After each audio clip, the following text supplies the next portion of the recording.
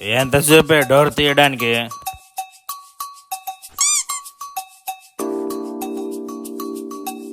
తాగుబోతుందవా?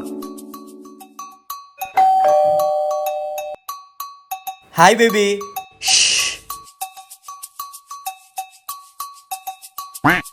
పడుకున్నాడా? తాగబోతు సచ్చినోడు. పద.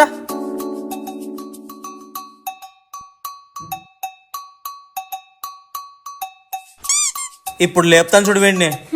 ఓకే. ఓ అన్నా, అభి అన్నా, అన్నా, అభి అన్నా.